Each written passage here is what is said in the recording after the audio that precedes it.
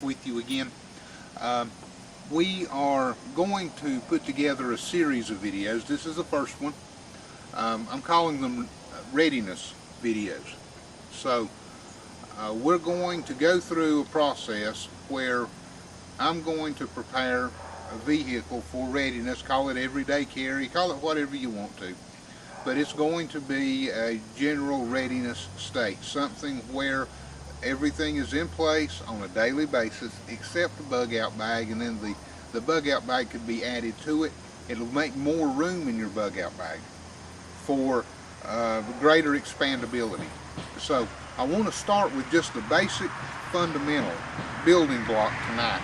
Just an individual, call it survival kit for your vehicle, something you would put in there every day and keep every day. Some things that are common sense to most preppers. I don't mean that to be demeaning to you if you're just getting started, and if you're just learning, by all means take this as a basic building block. If you're already here and you know what I'm talking about, share this with someone that's just beginning, someone who needs to know the basics. So let's go over some things. Here is a little kit that I've put together. This is a little bag that I picked up at a surplus store. It's not military issue or surplus. It is supposed to be mil spec, but it's a handy little bag. You can see on the front of it I have a military issue canteen with a cover. It's attached to this with Alice clips. This little pouch, by the way, can use Alice clips or it can use Molly gear, either one. So you can see it's just a simple plastic canteen, but inside of here also is a metal canteen cup. And this is a military issue cup. So just as soon as I can get it out, we'll show it for those of you who may not know, may not understand what I'm talking about.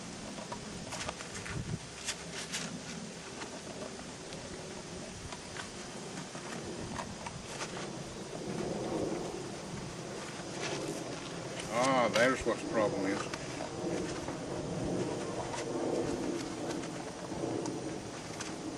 These things do have some things on the side of them. They will catch. You can see what I'm talking about. Nice little cup. Take the handle, pull it around. Got a little latching bar that comes up, slides down in place, and then this little device is a stove. Set it down, build your fire underneath it, set your cup on top of it. You've got something to heat with. I like this setup. It seems to work real well for me. You could tell with the things I just went through to get it out, when it is put together and when it's in, when everything is where it's supposed to be and like it's supposed to be, it's very easy to put it all together into a kit. Very easy to put this together as it all slips into this cover. Works very well. This is empty right now. It's empty for a reason. As we go into the series of videos, we are going to come back to the empty canteen. This, like I said, this is kept empty for a particular reason. Also, in here are some basics. There are some basics of survivability. The reason I say survivability, this is put together with the idea or the thought that you're driving home in the snow, you slide out of the road. Winter, summertime storms have blown trees over. You've hydroplaned out of the road. You're waiting on someone to come rescue you, to come pick you up, to get you out of that situation. You may have to wait overnight. You may have to wait for long periods of time. You may be in the cold, you may be in wet weather, but you'll have a vehicle with you. You may be able to stay in that vehicle, you may not be able to stay in that vehicle. This is the beginning building blocks of your safety and your survivability for that particular period of time. You can see flashlight, just a typical run-of-the-mill flashlight. Nothing fancy, nothing expensive. These things can all be picked up at yard sales, at flea markets, at discount stores like Walmart and Kmart's and those areas. They can be picked up at Army surplus stores, at gun shows. It's up to you where you want to get your material at, and by all means, this isn't a one-stop fit-all thing. This is a video to give you an idea of where to start. You've got a lot of flexibility. A lot of things today are LED lights. This is not an LED light. A lot of people really like the LEDs today. I do. I just haven't. I've got plenty of these, and I'm going to keep it and use it because I've got it. But you know what works for you, and you know where your preferences are and where your comfort zones are, and that's where you need to work. This is just building blocks. Here in the front we have a little pouch. Warmth is something that's needed. Here in the Ziploc bag I have 2 hand warmers. And I have an emergency blanket, a little Mylar emergency blanket. This is not one of the expensive ones. This is a $3-4 one from Walmart or somewhere like that. I put these in here because if I am having to stay overnight, if I'm having to stay in my vehicle, if I'm having to effectively build a shelter somewhere, I have something here to cover up in. My clothing is my first area of defense for warmth and for heat. Then I've got this. Now, when we talk about warmth and heat, of course we talk about fire. We may need to build a fire. Rule of thumb is you need at least 3 methods of building a fire. You need 3 ways to start fire. Here, a little container of matches, waterproof matches in a watertight, waterproof container. There is a little piece of sandpaper in there. This is striking surface that's wrapped in plastic as well. This is gasketed. These cost $1, matches included, at Walmart. $1. This floats, by the way.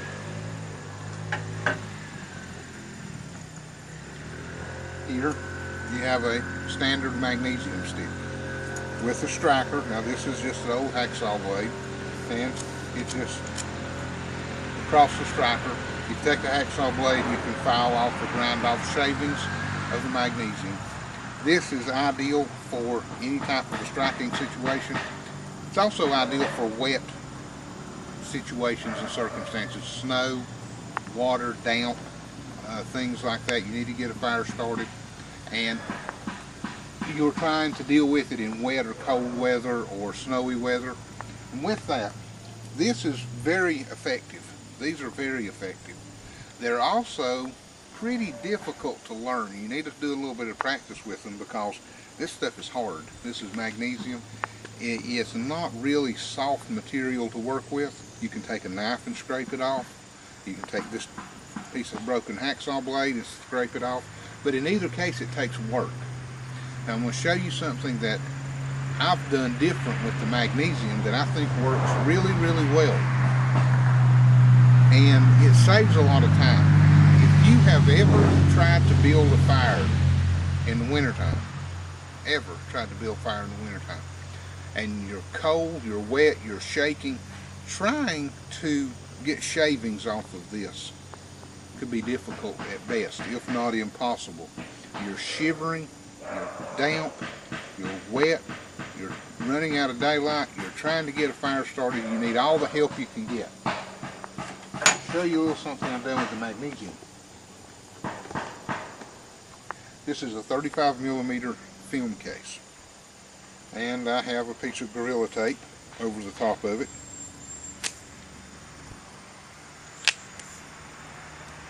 Inside of this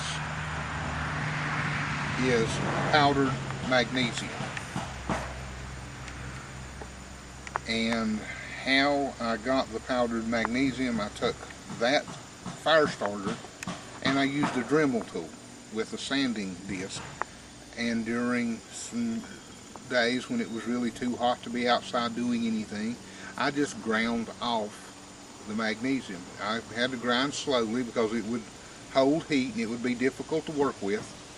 But then as I did, I would just scrape it up with a paintbrush, sweep it up with a paintbrush, and I put it in here. I keep this with me. This way, if it's damp, cold, wet, I'm trying to get a fire started. I'm trying to affect my survival, trying to stay warm overnight. This can be a lifesaver, literally. Instead of shaking and shivering and jerking, trying to get shavings off of the stick, I just take a little bit of this. It don't take much. There is enough in here to build a lot of fires if I use it in a sensible way and use it to build fires only during wet and damp times with this. So that may be something you may want to consider. So now we've got, for fire starting, we've got matches in a waterproof container. We have a magnesium stick with a striker, and we won't count this as an extra one, but this is an alternative to the magnesium or something to go with it. So there's two methods of starting fire. Here's a little kit that I've done a video on several months back, just highlighting this kit. This is called Survive Outdoors Longer, SOL. They produce a line of outdoor survival products. Inside of this kit,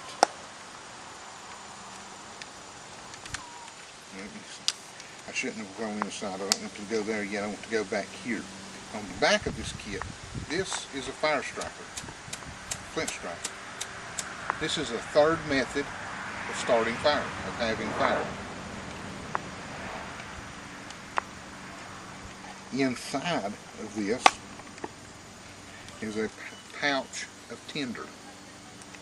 Now, these are really nothing more than dental packing, and they've been rubbed down with like petroleum jelly or Vaseline. Take one, cut it in half. I don't believe it's necessary to use all of it. Cut one of them in half and just mash it up in your fingers, fuzz it up real fluffy like a cotton ball. Strike it with either the striker I showed you or a match or something of that nature, and you have something there for tinder. Also in here is a little piece of cordage, some small cordage, some small steel wire that could be used for snare wire or anything of that nature, and a little sewing kit slash fishing kit. There's some safety pins in there. There is a sewing needle in there. There is some very small monofilament fishing line in there. There's some swivels and some hooks in there. Also in here is a piece of very heavy aluminum foil. And I've went over these in detail on that previous video I done. So there's a lot of real neat stuff in this. And I'm not trying to go back and sell this again, but what I'm showing is some things you can buy this. Pretty inexpensive for what you get. Also attached with it is a compass. That compass is removable. And granted, you're not going to blaze any trails with it, but if you're trying to effect a self-rescue, you're trying to get out of the woods if you're lost, or you're trying to get your bearings on where you need to be going, it will give you general direction. Also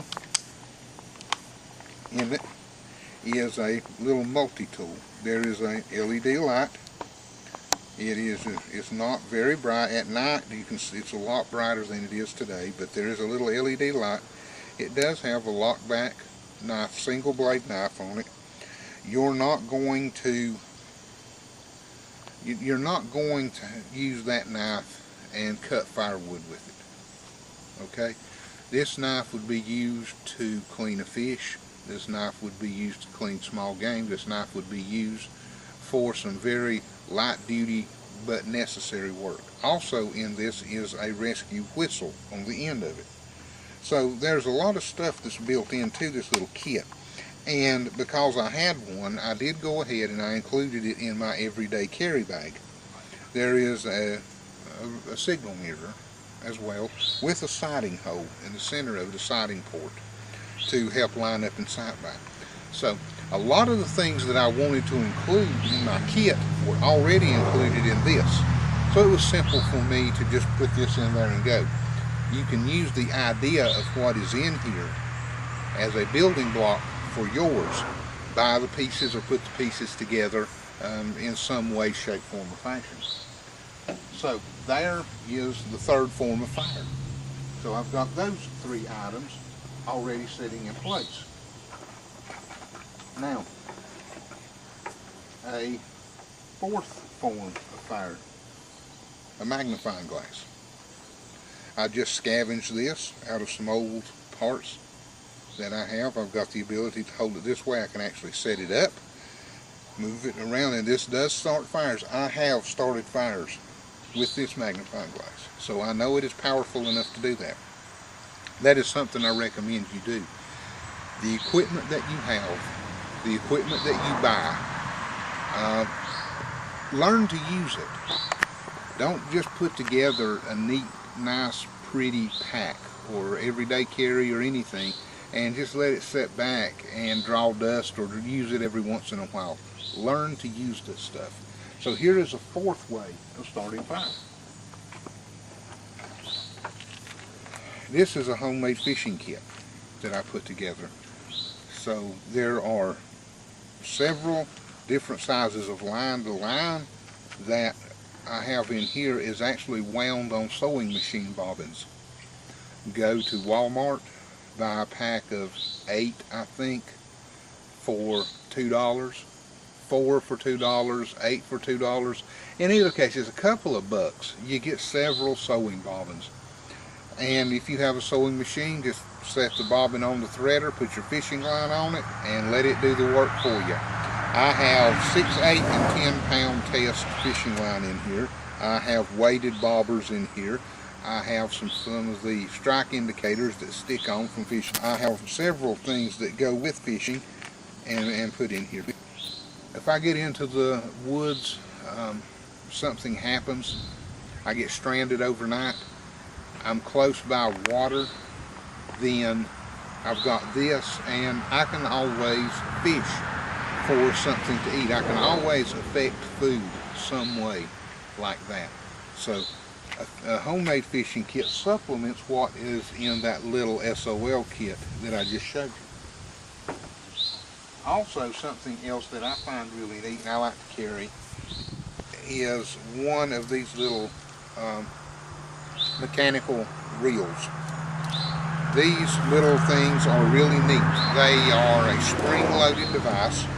That's a ratchet type lock.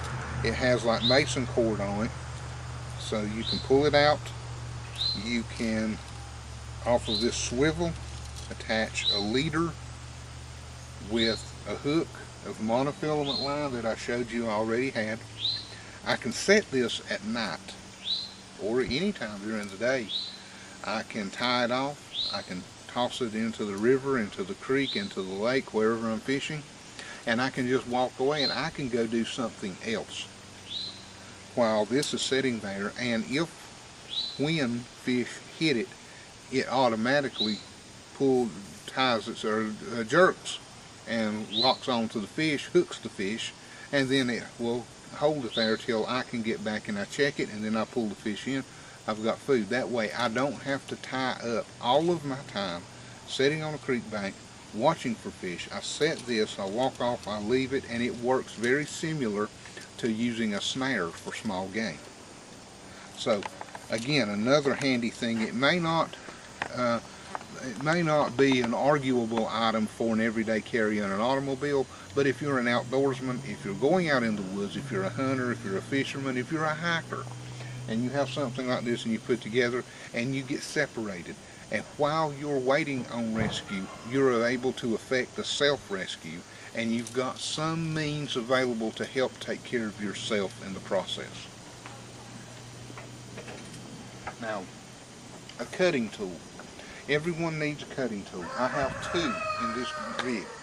Here is a Winger brand tool that has a lockback knife, and it has several other tools that are in there as well. Of course, there are the Phillips screwdriver, the flat screwdriver, the can opener, an awl, those things like that. May not have a need for all of the tool kit things, and I do plan on replacing this with a multi-tool. We have one multi-tool, but my wife has it in her kit that she carries in the car for her.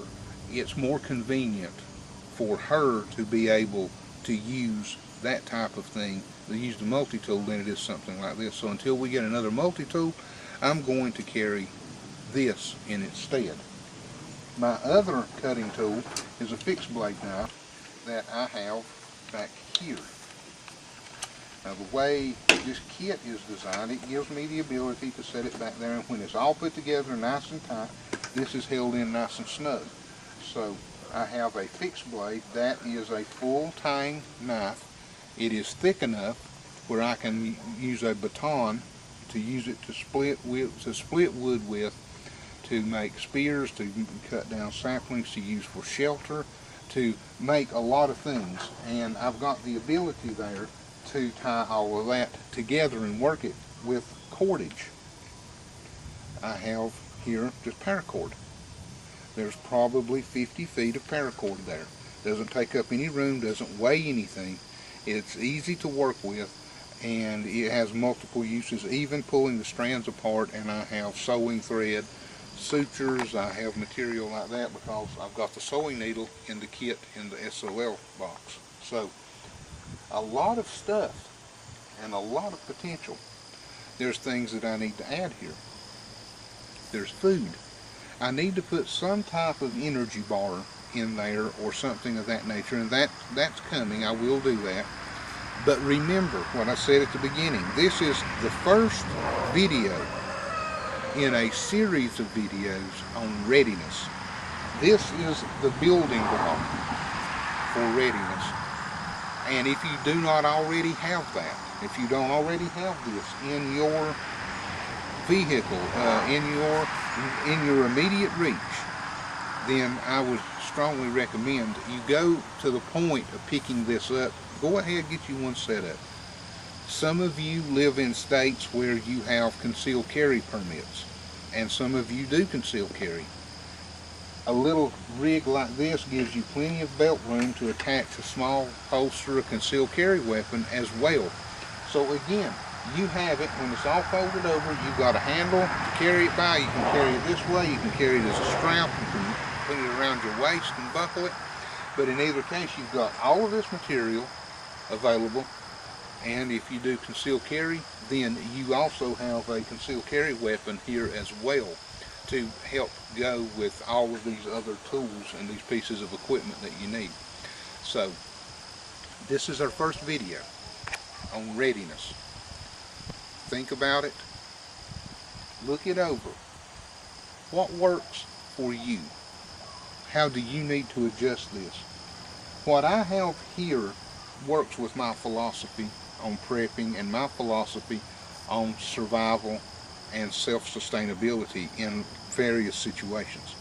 And as these videos progress, you're going to see how this is the building block to something much larger, but much more practical and much more user-friendly for preppers. Till next time, God bless you.